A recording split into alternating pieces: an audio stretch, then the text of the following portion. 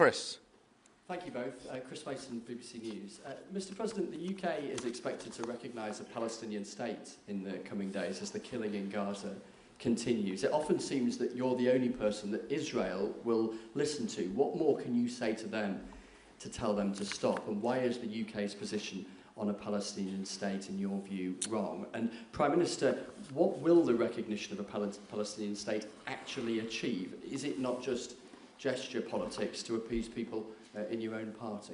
Thank you both. Well, Chris, let me just start with that, because we discussed this amongst other things. We had the best part of an hour, I think, upstairs earlier today, just one-to-one, going through a number of affairs, world affairs, in private. And we absolutely agree on the need for peace and a roadmap, because the situation in Gaza is intolerable. The hostages have been held for a very, very long time, and they must be freed.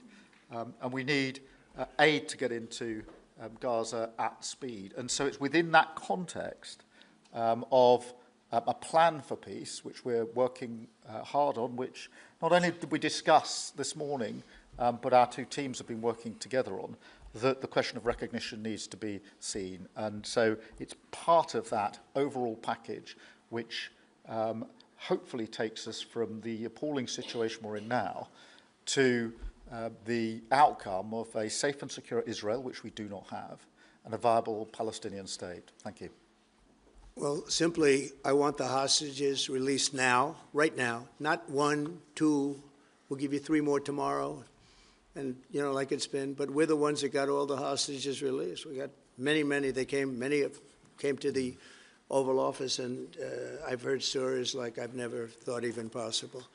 There was no humanity, no anything. I said to them, I said, was there any warmth shown during this stay? Like they offered you a little extra meal, they gave you a little smile, and they said, don't worry, you'll be okay. And every one of them said, not even a little bit. Amazing, you know, to think that during this stay, long stay in some cases. We had a man the other day, 451 days he was there. I always ask that question. And was there any warmth shown? Just a little word of, you know, encouragement. And the answer is every time, absolutely not. I'm shocked to hear it, because in the worst cases, there's always somebody that comes through. We have to remember October 7th, one of the worst, most violent days in the history of the world, not just there, the history of the world. And I got to see the tapes, and I wish I didn't see them, actually, but I got to see them. And I want an end. I want the hostages released, and I think it's going to be okay. But it has been a brutal period of time. But this has been going on for a long time. This is not something that's over the last year, 2 years. But this has been for decades and decades. But we want it to end. We have to have the hostages back immediately. That's what the people of Israel want. They want them back. And we want the fighting to stop. And it's going to stop. But a lot of bad things. You know, Hamas said that they're going to put the hostages up as bait. They're going to put the hostages in front of any attack. And that's pretty brutal. We haven't heard that one in a long time. So we have to remember that. So I have a disagreement with the Prime Minister on that score. Okay? One of our few disagreements, actually. Great. Can I take Jack from The Sun? Jack. Thank you both. Jack Elson from The Sun.